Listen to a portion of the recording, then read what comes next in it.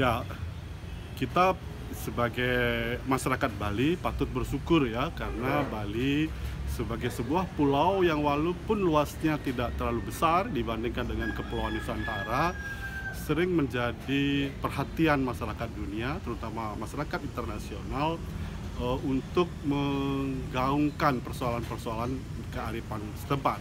Misalnya sebentar lagi kita akan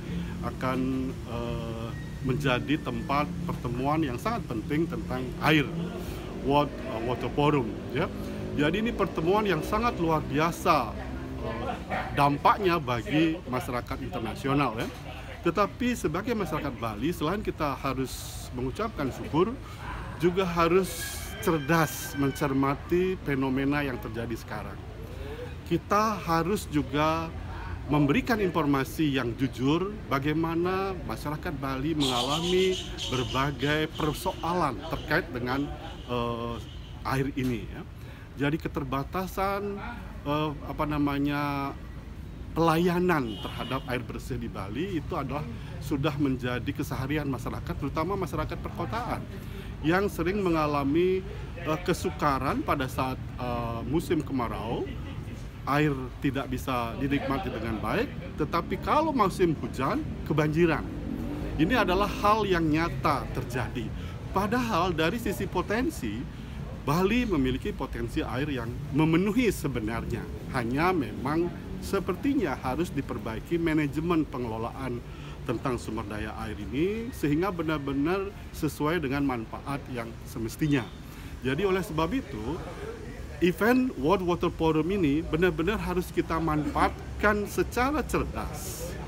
Kita sangat bersyukur dijadikan lokasi pertemuan internasional, tetapi pada saat bersamaan kita juga harus memanfaatkan kegiatan-kegiatan atau program-program nyata terkait dengan keberlanjutan keberadaan air kita. Masyarakat Bali dikenal sangat menghormati air ya.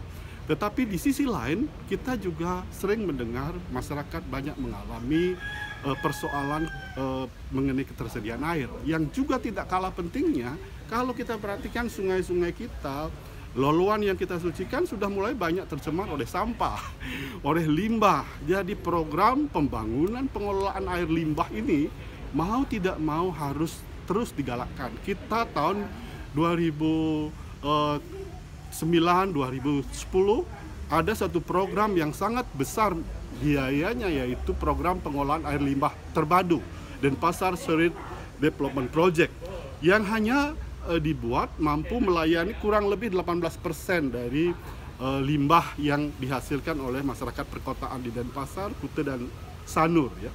Mudah-mudahan kita bisa membangun pengelolaan air limbah yang terpadu seperti ini di beberapa tempat lagi, misalnya di Buleleng, di Tabanan dan lain sebagainya, karena itu akan menjaga kebersihan air kita. Program persampahan ini sudah menjadi semacam trauma bagi masyarakat Bali. Setiap tahun kita selalu mendengarkan persoalan yang tidak selesai-selesai seperti ini. Setiap ada forum internasional, pasti persoalan TPA ini menjadi perhatian, pembicaraan masyarakat. Jangan sampai kita hanya dijadikan showroom saja. Pada saat masyarakat internasional datang, seolah-olah kawasan kita sangat bersih dengan cara menutupi persoalan-persoalan yang ada nyata di lapangan. Jadi persoalan air limbah, persampahan ini juga menjadi bagian yang penting yang kita harus bicarakan kalau kita membicarakan masalah air. Selain juga memang penghormatan terhadap budaya leluhur kita, terhadap kawasan-kawasan suci, kawasan hutan kita harus semakin diperluas.